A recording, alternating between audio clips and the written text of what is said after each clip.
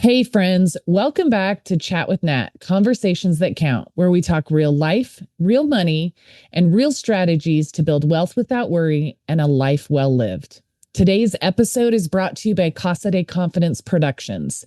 Julie and Dan Collins are the kind of team every podcaster dreams of. They're supportive, professional, and incredibly talented at making sure your voice comes through clearly and confidently. If you've ever thought, maybe I should start a podcast, go visit them at casadeconfidence.website and see what that could look like for you. Have you ever walked into a room you worked so hard to be in and still felt like you didn't belong there? Like at any moment, somebody's going to tap you on the shoulder and say, "Hey, we made a mistake. You're not supposed to be here." That feeling has a name, and it's called imposter syndrome. And today, we're not just going to talk about what it is, we're talking about how it quietly impacts your confidence, your voice, and even your finances. I'm joined today by Shelley Martinez, a life coach, licensed psychotherapist, and certified hypnotherapist with nearly 30 years of experience helping high-achieving women stop playing small and start showing up unapologetically. What's wild is this imposter syndrome often starts way earlier than we think. So if you've ever felt like you're not as capable as you think you are or as other people think you are, this episode is for you. Of course, before we jump into today's episode, we've got to talk about the money tip. So here's your money tip. Self-doubt is expensive. Let's break it down. Self-doubt delays decisions. It keeps you from asking for raises. It keeps you from investing. It keeps you from building wealth confidently. The longer you question your worth, the longer you delay your wealth. I'm so excited to have Shelley here today for this conversation. And Shelley, I want to just have you say hello real quick. And then if you will, share with us the little story you gave me, the financial story that you remember, because I think it plays perfectly into that money tip and then into where we're going with today's episode. Yeah, absolutely. Thank you so much, first off, for having me here. I'm so excited to be talking with you today. And this is so near and dear to my heart because money has been a struggle, honestly. And, the thing that we were talking about that I told you was that when I got my first official job with a paycheck, I literally had no idea how to cash my check. And it didn't cross my mom's mind to tell me, and it didn't cross my mind to ask her. And so I honestly, this is so embarrassing, but I went to the grocery store and I bought something I didn't need so that I could cash my check. And I did that for months before I figured it out because I had no savings account, no checking account, no nothing, no knowledge whatsoever. And I feel like I've kind of since then made most all mistakes that you can possibly make and learned everything the hard way. Hey, I'm right there with you. I've talked openly on this podcast many times about a lot of the financial mistakes I made. And what you made was a good point. You didn't know what you didn't know. And because of that, it put you in a situation where you were making, purchases, which I'm guessing in your teenage years, it's not like it was necessarily hundreds of dollars of purchases, but still making purchases you didn't need to make to try and get the money that you had earned. And I think that's such a great example to lead into today's episode, because oftentimes our self-doubt or lack of confidence comes from things that we don't know, things nobody ever taught us, things nobody ever talked to us about. And so we're stepping into the unknown and we're doing our best with the information we have. But I often think those situations are what can introduce self-doubt, lack of confidence into our lives that then carries into the areas that we do have knowledge and information and yet still second guess ourselves. So as we jump into the episode, of course, I want to ask the most obvious question. When people hear the term imposter syndrome, they may not fully understand it. Right? I've heard of it a lot. And when you and I spoke a week or so ago, talking about doing this episode, there was information you gave me about it that was different than the general of what I had heard or what I assumed from what I'd heard that it actually was. So, could you give us, in simple terms, a definition of what imposter syndrome is?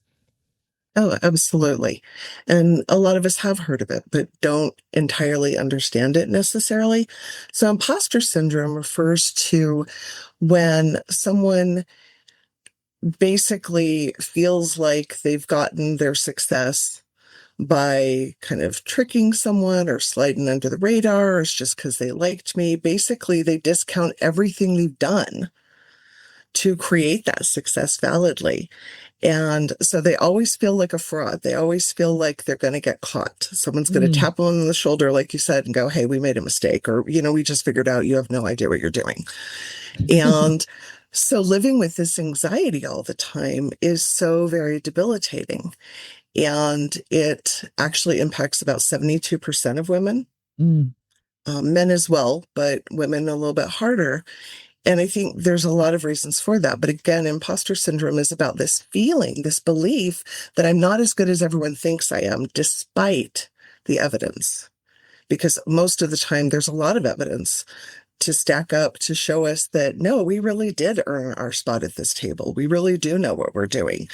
The problem, it turns out, lies in how we define and measure competence. mm. Yeah, that's so important. Thank you for that simple explanation of it. I think most people can resonate with that somewhere in their life.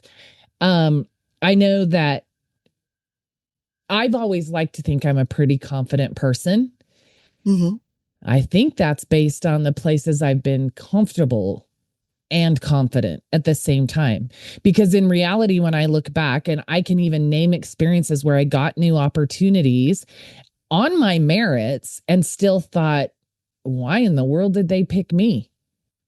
Can I really Yeah. handle this? Am I really going to be able to provide the deliverable that my employer is looking for? Am even down to the aspect of being a mom. I wanted to be a mom so bad, and then when I had my son, I was like, I have no clue what I'm doing. Am I even qualified to raise a healthy, productive human being? Right. So there's so many areas in our lives, new things that come along the way or advancements that are a step up from where we've been, in which case we definitely have all the proof in the world that we belong there because it's the next logical step. And yet we still get stuck thinking somehow we don't belong there or we don't deserve that those accolades or that accomplishment or that next opportunity.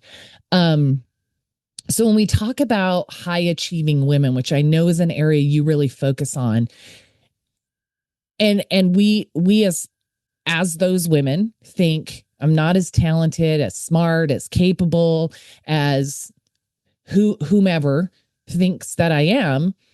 And like you said earlier, they're going to figure it out. You know, the bubble's going to burst. They're going to figure it out.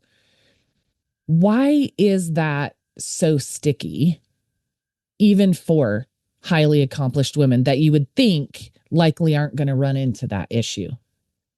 Yeah. That's such a good question because, I mean, really think of so many icons. It is high achieving women in particular that struggle here. And you bring up a really good point that it's not just at work, it's often in our personal lives as well, which Mm, I think is more common with women than men. But the reason it's so sticky is something we call confirmation bias. What that basically means is that when I have a belief in my head, I look for things to support and confirm my belief, and I mm, discount things that don't. So if I think that, well, I'm not quite as smart, then I'm going to look for all the reasons and identify even neutral information as, oh, this is a reason that I'm not as capable, as smart, as talented, as whatever it is, right? mm-hmm, And we're going to ignore the fact or we're going to twist it around of how we got here. When you talk about, the next logical step in moving up in our career or business, expanding, whatever, women often will say, well, I just got lucky, mm, or, well, they just like me, or, there were a whole lot of applicants. It wasn't that big a deal. I didn't contribute that much if it was a group program, constantly discounting what they're bringing to the table and what they've done and accomplished.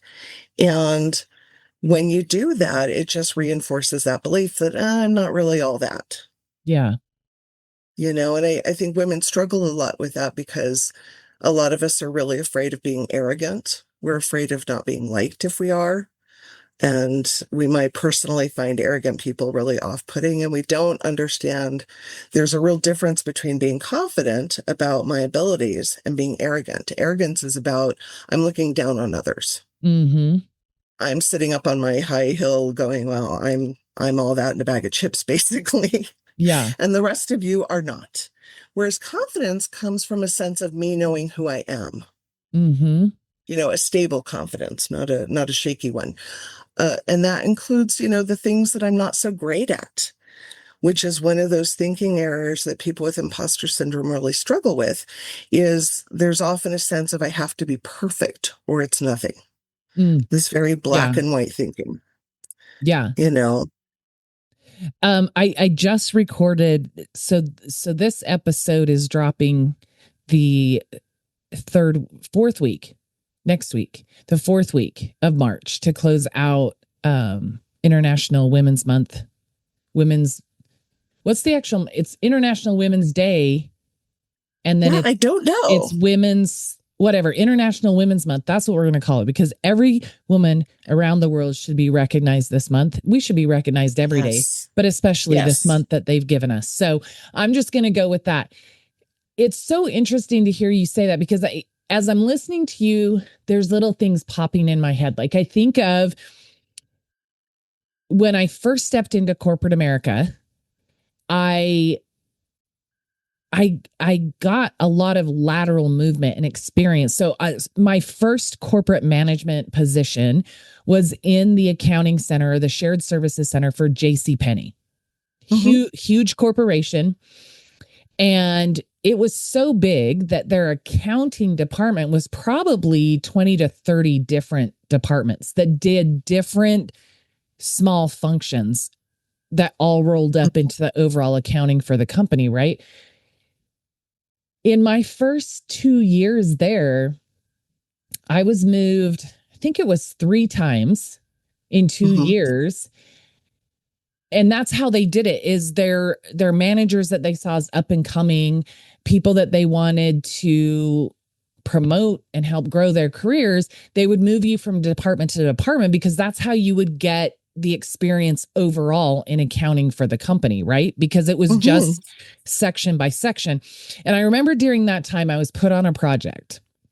Now, JCPenney used to own Eckerd Drug. If anybody out there has ever heard of Eckerd Drug, I think it was in the southeastern United States.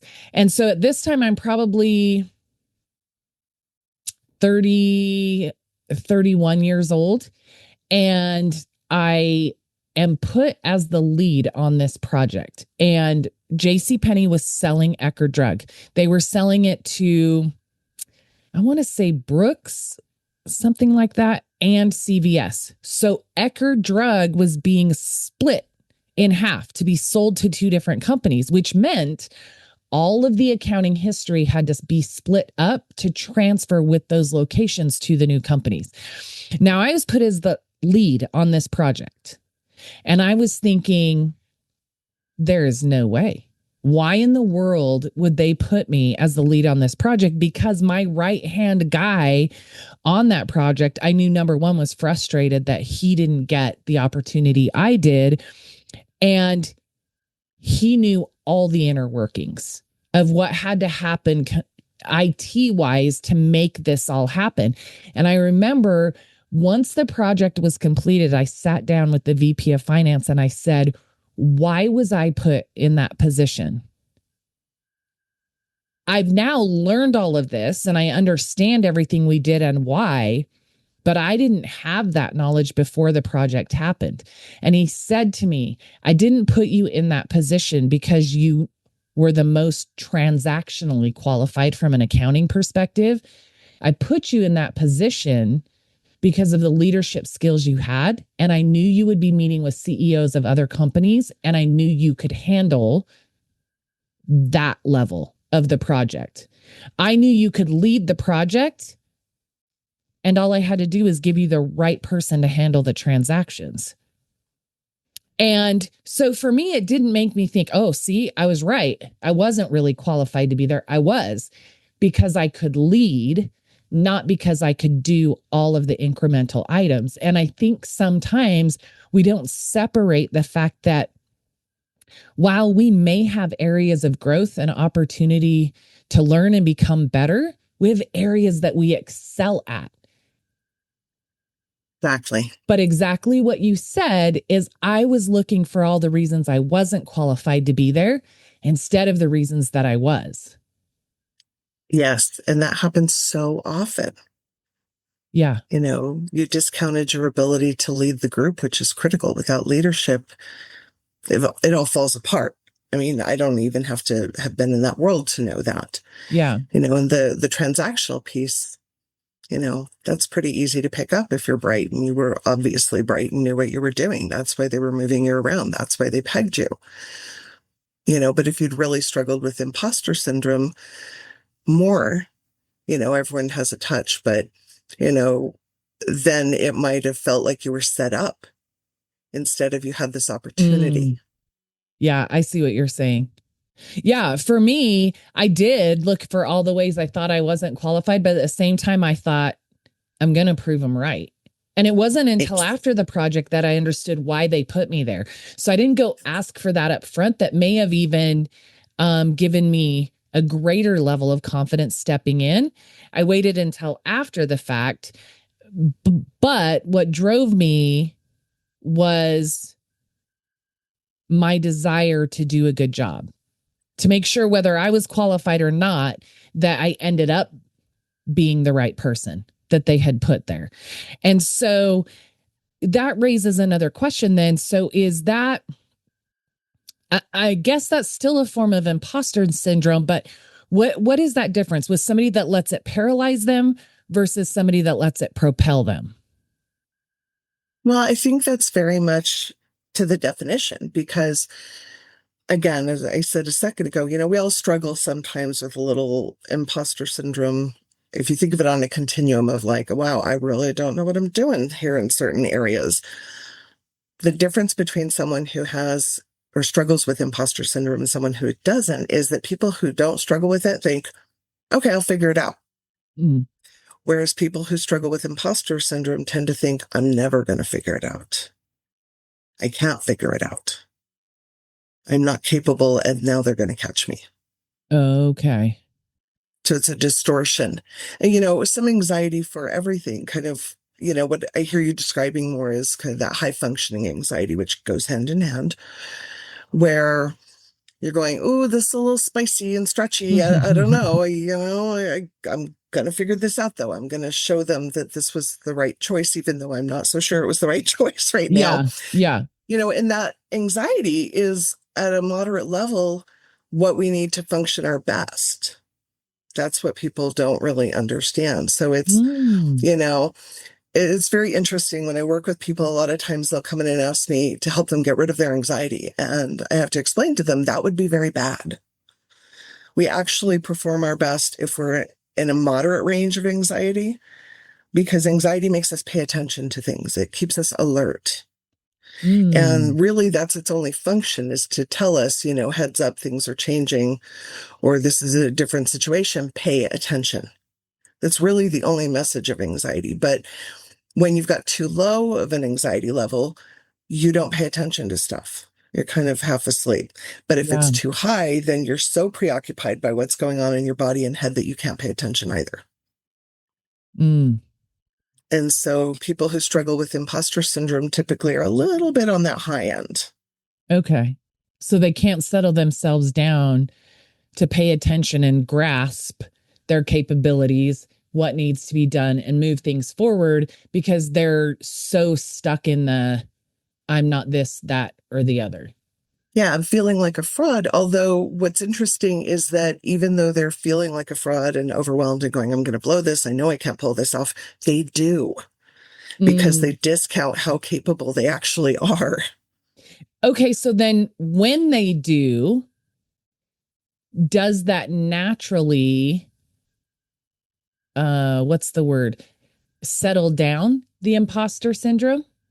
No, no, you would Okay. think it would, but remember there's this distortion Yeah. where I'm not recognizing what I'm actually good at, you know, and I'm discounting it. I'm explaining it away in my head why it doesn't really count. So, actually achieving something, usually for someone who struggles with imposter syndrome, they instead of feeling excited about a good job, they feel just relief, like, oh my gosh, I got through that, fooled him again. Don't know how, but I Mm. did it. Fooled him again, or I just barely made it through. Yeah. You know, So they they still they hang on to don't that. really Uh, enjoy it. yeah, Hmm. I'm lucky. They don't really see me for who I am yet. They still have on their Exactly. rose-colored glasses, thank goodness, but it doesn't Yes. actually build the confidence you think that it would. No, because of the confirmation Interesting. bias, because I walked in going, I don't know what I'm doing, and it's just a matter of time before they figure it out. I'm a fraud, you Yeah. know? And because of the confirmation bias, until you purposely go in and work on that and adjust it, because it comes from your subconscious. So it's very, very persistent. And, it's driving 95%, or subconscious drives about 95% of what we think, do, say, feel, believe, decide, whatever. Until you do some specific work on that, no amount of accomplishment is ever enough. Yeah. It always feels like, oh, I barely got through that, but I made it, but I explained it away. I had to overwork, or I got really lucky, or, they just weren't having very high standards for me, or whatever. Yeah. You're You excusing see the pattern. away. Yeah, you're excusing away those accomplishments. So tell me a little bit more about the feeling that comes along with this. Like how does the body and nervous system play into overcoming imposter syndrome? So that's a really good question, because imposter syndrome does come with anxiety, with high functioning Mhm. anxiety, because that's what you're feeling. So your nervous system is too wound up. You're Mhm. in too high a state. And that does actually present challenges. So, in fact, people who are struggling with this are even better than they look on paper, because they're also struggling with this backlog in their nervous system and their Mm. mind and their feelings that are making it harder for them to do what they do. Um, to work with that, you have to first kind of understand the system better. Of 3 steps. I use reframe, regulate, and rewire Mhm. to get out of this. And reframing is about understanding it differently, understanding what's happening in your nervous system, what's happening in your brain, the errors that you're making in your thinking, confirmation bias, what competence really, really is, because it's not what people who struggle with imposter syndrome think competence is a completely different thing than other folks. Mm. Such as it, doesn't count if I'm not perfect, or if I didn't have all the original thoughts, then, I'm not really that smart. Or if I didn't do it all myself, it doesn't matter. Or I have to be the ultimate expert in my field to be useful at all. It's this very black and white kind of thinking. And so after you've reframed and understood some of that and can start to spot some of those errors, the next thing is to regulate, which is down regulating your nervous system, to coming to a state of calm, because that's where you're going to be able to think and perform better and start to break the pattern of Mm. this vicious cycle with your imposter syndrome. But that will only get you halfway there, Mhm. because we also want to rewire the way your body responds to these situations, so that it doesn't feel like, it's a threat if you have to speak up in a meeting, Yeah. or if you're, being looked over for a promotion or something like that. People with imposter syndrome feel like those things are threats, Mm. like a tiger is stalking the hallways about to get them. And so the rewiring is about creating a different foundation that you're working from. Instead of I'm on high alert, so that I don't ever make a mistake. And then I replay all my conversations 52 times for what I did and didn't say and check all my emails like 15 times. And I work all weekend and miss out on my whole life because I am overworking and avoiding at the same time to deal with this, to try to cover this up, which, side note, that actually only makes it worse. Yeah. It has a temporary effect of calming you, but ultimately it just keeps your nervous system feeling jacked up and like you're not safe. Mm. So it's returning that sense of safety and that real sense of confidence, that deep-rooted confidence, which comes from me knowing who I am, which Yeah. is knowing what I'm good at and what I need some work on and being okay with that. Yeah. That enables me to ask questions, to find out, to learn, to do what I need to do to be able to make up for those gaps. Like in your story, you figured out what to do with the transactions. You asked questions, you learned, you studied. I don't know what all you did, but clearly you did some stuff. Yeah. Yeah, absolutely. So this taking back to my thought I started earlier that I realized I didn't finish. I was saying just a couple days ago, I was recording the episode that dropped this week, or that will drop this week. And I was talking about the idea of perfection, Mm. right? The idea of perfection paralyzes you every single time, because until you're perfect, you won't take action. And yet perfection is not attainable. Perfection No. doesn't exist, right? No. And No. so if you think I'm not good enough, I'm not perfect enough, I have to do this, that, or the other, then you limit yourself for even going after some of those opportunities. And hopefully you're in an environment and a culture where people see in you what you don't see in yourself and give you opportunities, still, because you may not chase them thinking you're not qualified, which I think was my case. I wouldn't have chased that. If they'd have said, hey, we have a project, who wants to put their name in the hat? I wouldn't have put my name in the hat, right? Yeah. But the other thing I got from the segment and what you were just talking about is overcoming imposter syndrome is not an outward process. There's no amount of accomplishment. If you are stuck in a place, if you are really drowning in imposter syndrome, feeling like you're not qualified, you're not accomplished enough, you're just lucky, whatever it is, nothing outward, no accomplishment outward is ever going to fully over. Now, you may have tastes of, oh, I can do that. But the next thing that comes along the way is still going to challenge you because you don't have enough faith in who you are to truly hold on to that evidence you gave yourself that you are qualified, that you do deserve to be in the room or at the table or on the phone call, having the conversation, leading the project, whatever it might be. And so it is that internal work. This is what I heard from what you said, that internal work of making those changes, going through that process that then will let you see those external things as what they truly are, instead of that distorted version of success. Yes, exactly. You got it on the head. I love that. So tell me, because I still think there are areas that I struggle with this, wondering like, oh my gosh, even when I retired myself from corporate America, I was a successful financial executive. I had been building my business for 2 years part-time. But when I stepped fully into my business, there was still something that held me back and slowed me down that first year or two that I was full-time, in carrying my success from where I'd been to here. Now, for me, I honestly think of most people in my company that I work with on a daily basis, I probably have the most connection to what I did in the past with what I do now. I went from corporate finance to personal finance, right?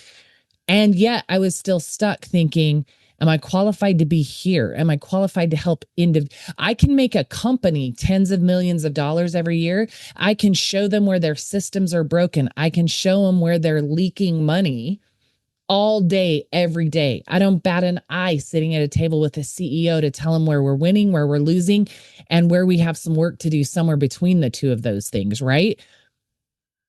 But to sit down and help a family initially, there was this anxiety. And like you said, there's a portion of anxiety that is healthy. It helps you pay attention and make sure you're crossing all your T's, dotting all your I's, whatever it might be. But even with the evidence for the first little while of helping people successfully put things in place, it still took me a little while to get there. And it was literally when somebody said to me, the day that you walk into an appointment here to help a family, like you used to walk into a boardroom, everything in your business will change. And that's when it clicked for me that my success anywhere is still my success here. Because success in and of itself is just success. It's not defined by where you got the success. The truth is you still succeeded. And that's where, for me, that change was. But it's not that simple for everybody. And you kind of helped clarify that when we had our initial conversation as well. So when we're talking about a woman who needs to stop playing small, she's juggling work, she's juggling family, she might be caregiving like myself, or raising children, which in and of itself is caregiving as well. All of these things on our plate, what does it actually look like for her to stop playing small? Well, the first thing she needs to do is start really tracking her successes.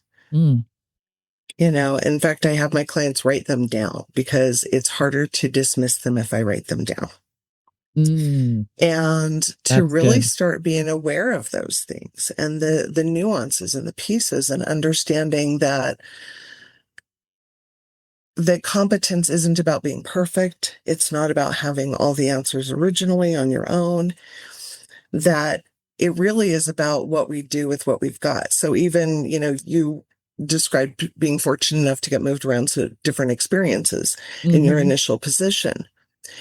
You did something with that opportunity. Not everyone would have. Mm. Luck might open a door, but you have to walk through and you have to do something with it. And recognizing those things, recognizing, especially for women, the, soft skills that we talk about, like, leadership and emotional intelligence, the ability to connect with people, to understand them, to work with them. All of those things are critical, and in fact are more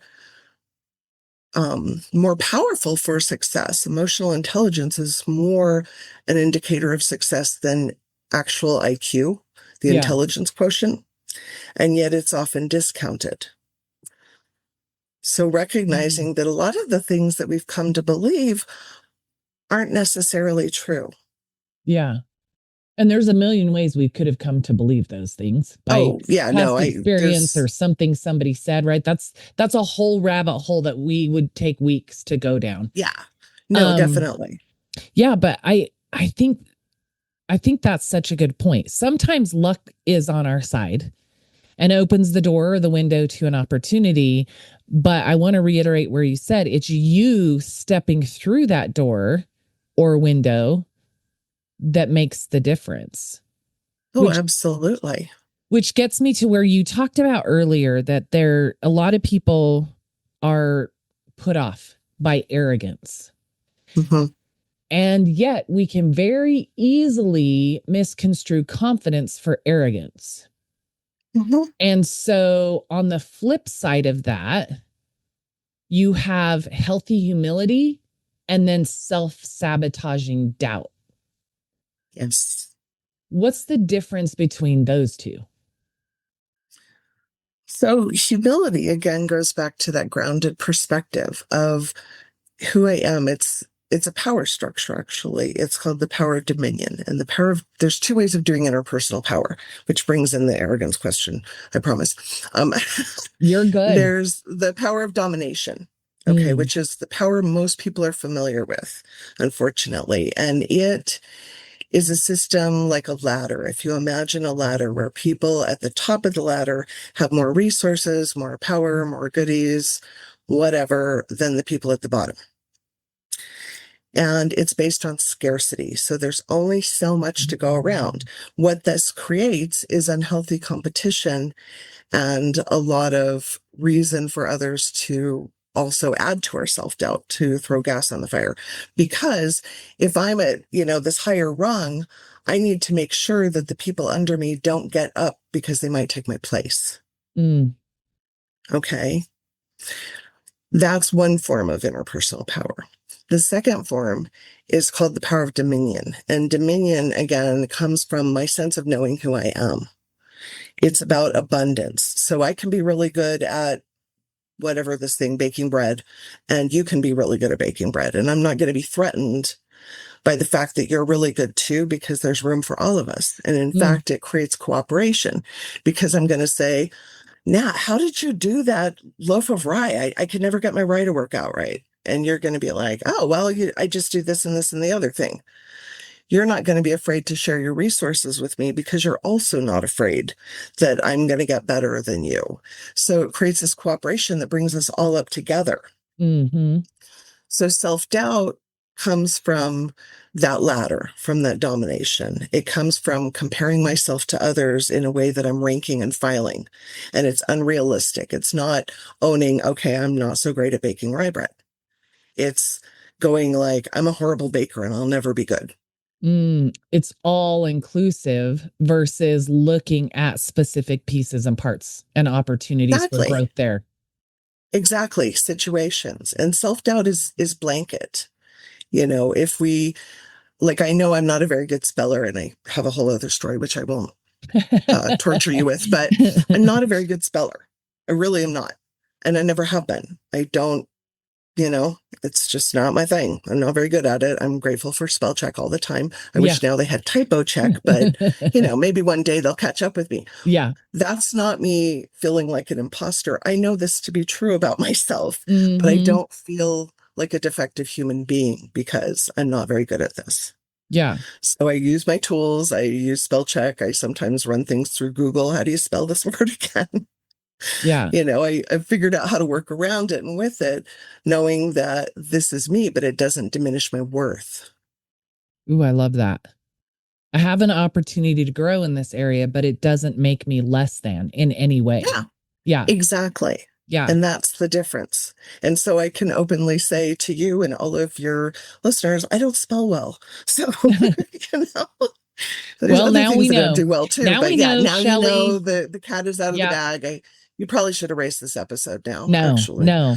Listen, there's a million things. Look, I started in corporate finance when there was still, you had a scientific calculators and basic calculators and kind of this, the standard calculator that would pop up on your PC.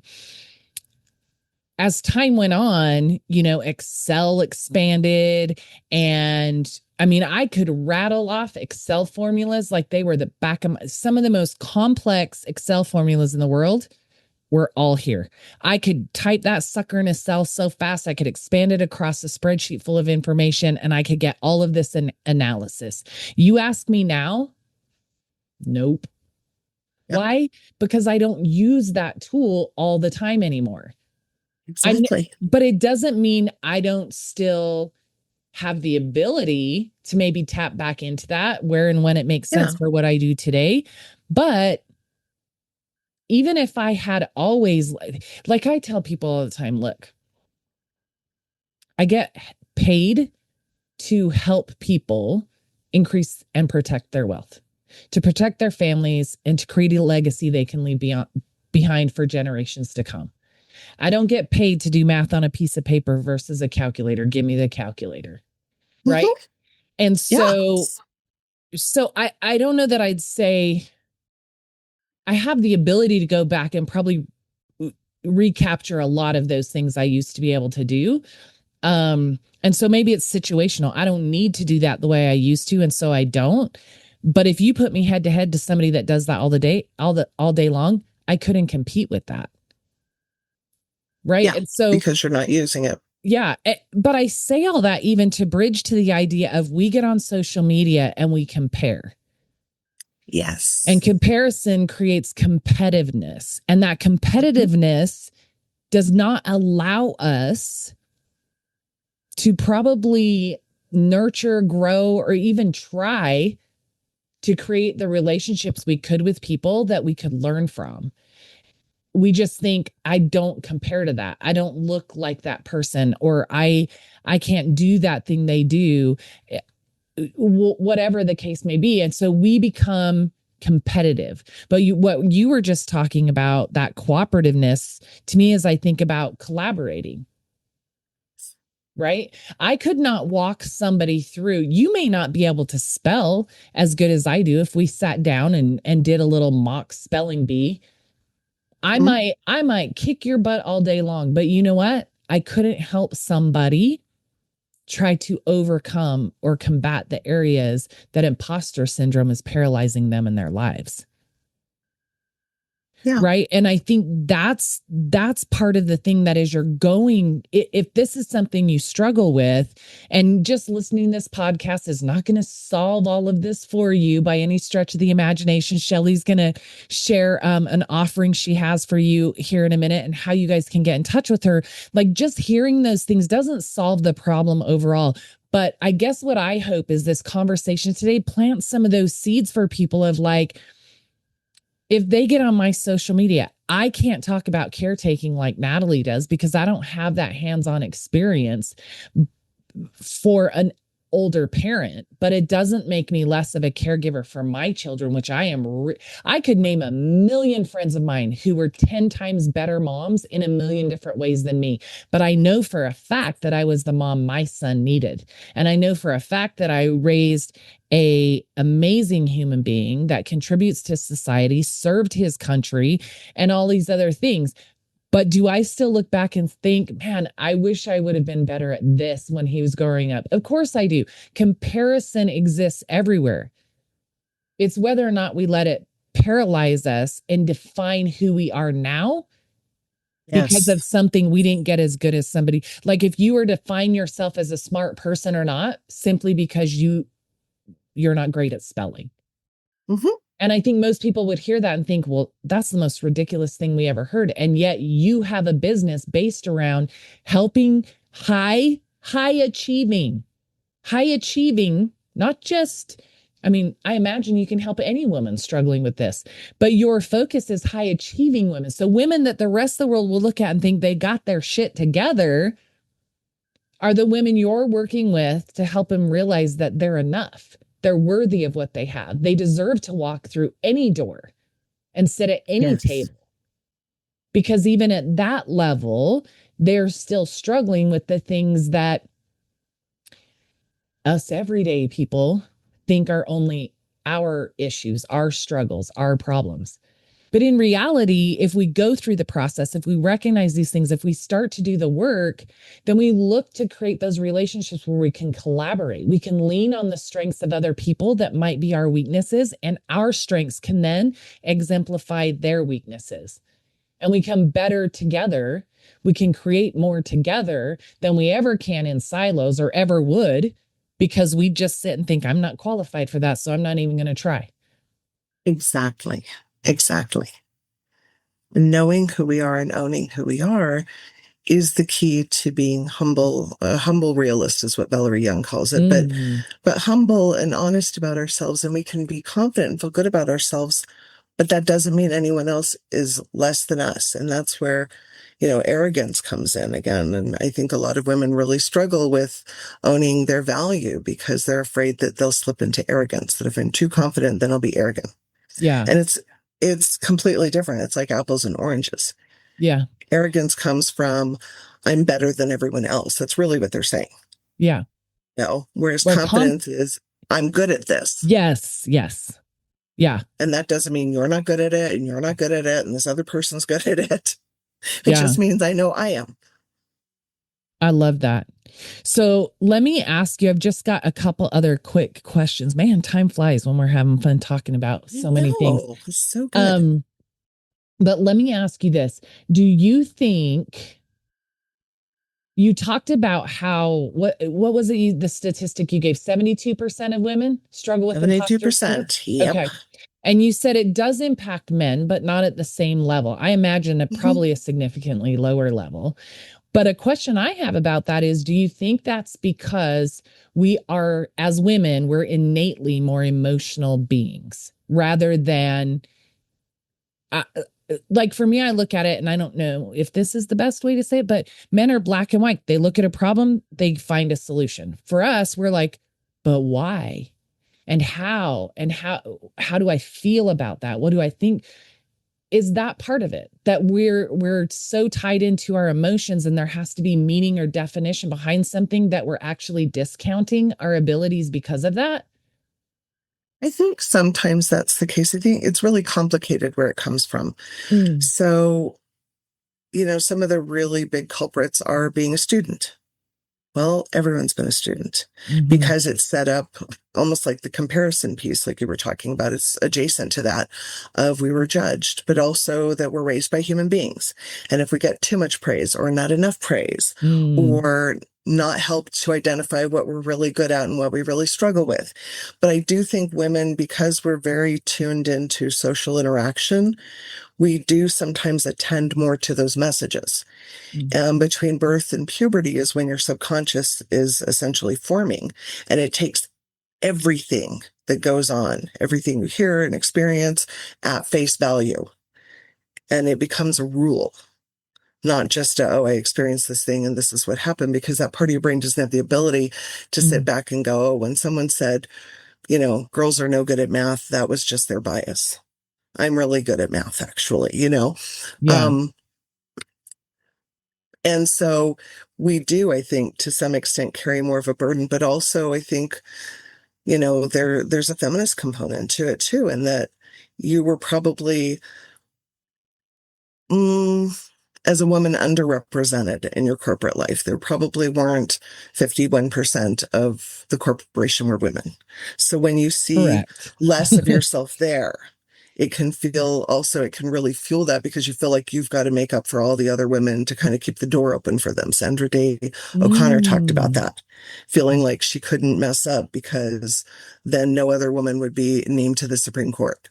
Oh, And so it yeah. can really compound those things as well. So there's a number of different places it can come from. But yeah, sometimes our social intelligence can backfire a little bit for us. We can get a little tangled up in it. Yeah. Well, if that is an example isn't an example of a high achieving woman still struggling with imposter syndrome, Yeah. I don't know what would be. Um, Well, exactly. I mean, it's astonishing. Maya Angelou talks about every time she publishes a book, she feels like people are going to realize that she's a fraud. mm, Oprah Winfrey's talked about it. Leonardo da Vinci actually talked about it. So he felt like he hadn't lived up to his potential, yeah, that which he is wasn't, insane because right? how many years later are we still just mesmerized by the things that he Exactly. created? Yeah. Exactly. Yeah, that's phenomenal. Well, as we wind down this episode, I have one more question for you. Hmm.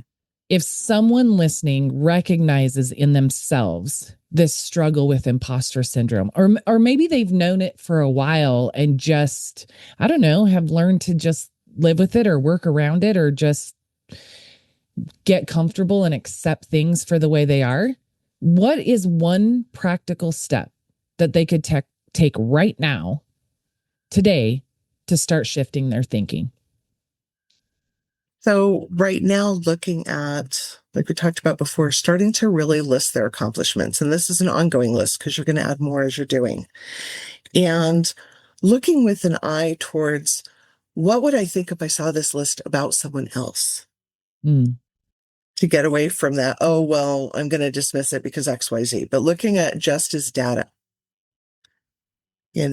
things you're good at. What have you accomplished? What compliments or accolades or, you know, um, reviews have you received? All of those things, and start listing them and really looking at them with an eye towards if I saw this about someone else, what would I think of them? mm, To start to break that bias. And also really starting to ask, how do you define competence? Do you expect everyone else to be perfect? Do you expect everyone else to have all the answers? Do you expect everyone else to do everything? That's kind of like asking a baseball team, like one person to play all the positions, you Yeah. know? And starting to change that double standard that people who struggle with imposter syndrome pretty much inherently have a double standard for themselves Mm. versus everyone else. I love that point because I don't know how many times I've heard and even said to people when I hear somebody discounting who they are or why they're not qualified to do something or why I mean, I'm an entrepreneur and I have other people who want to create the time freedom and financial freedom for themselves that step into this business and get licensed to work with me. And then I have people who want to go that route and they have every reason in the book of why they can't or why they shouldn't. So they start discounting themselves in every way, shape, and form. And I have said to people, and I have heard a million times over in different kind of talks, conferences, things I've been at, would you say that to your friend? If your Exactly. friend called you right now and said all the things to you that you're saying to yourself, what would you say to them? And that's really what it comes down to, right? Is you have a framework Absolutely. for taking people through that process. Like you said, writing down your accomplishments. So you have to stare them in the face, so to speak, and then work through everything that's around why with that list you still think somehow you're unqualified, you're undeserving, or people are going to realize you're a fraud and boot you right out the door, tap you on the shoulder and say, hey, you don't really belong here, we made a mistake, right? Yeah. Shelley, I've loved this conversation. I think the work you do is so important, especially in the internet age where it's so easy to see a million examples of people that we think are more accomplished than us or get tied up in the people and the unfortunate side of social media where people are getting torn down for Yeah. stepping out and stepping into their calling. And so you think, oh, I don't want those kind of comments in my section, or I don't want people thinking that of me, right? And for those reasons, I think that what you do is vitally important across the board. And in summary, what you've said today is so powerful because this isn't just an emotional thing, it's a practical thing. It's a real life, everyday thing that without understanding it, without working through it, without finding that value in who we are and that confidence in how we're qualified and the way that we show up into the world is going to miss out on so much. It's not just Yes. us, it's everybody around us that cares about us. It's our communities who will miss out because we get paralyzed behind imposter syndrome and thinking we don't belong and Yes. all the reasons why. And so to kind of tie this together, confidence, it's about decision making. Decision making is about growth. And that growth creates freedom and dignity. Whether you're talking about your finances in the world that I work with people, when you're talking about taking that next promotion or improving the relationships in your life, whatever the different topics are that you help your clients work through when it comes to their imposter syndrome, everything gets stuck and can't follow that trajectory from confidence to decision making to growth and then that freedom and dignity that we're looking for. So when we're talking about imposter syndrome, we're not just talking about mindset, we're talking about legacy, what we're able to create, the difference we're able to make, and the things we're able to leave behind for those women who are following in our path to make sure that opportunities are there for them because of what we did every single day. So, Shelley, thank you again for being here. If you'll take a minute and maybe just leave one last thought with people and then also share how they can find you, how they can get in touch with you and the offer that you have available for the listeners. Thank you. I think what I'd really like to impress upon people is don't believe everything you think and feel. Mm. A belief is just a thought that you've had over and over and over again, but it doesn't necessarily make it true. And while that's valuable information to have your feelings and thoughts, we also need to stop and turn the table and look on the other side. And the easiest is the litmus test of if this was someone else. Or would you say that to your friend? Or would you let your friend say that to you? Those pieces, because as smart as we can be as humans, we also have a lot of bias. And the subconscious can really, really play havoc in there. But no matter how long we struggle with things, we always have the ability to change. Your brain is very plastic. Rewiring it is very possible, and it doesn't take nearly as long as people think.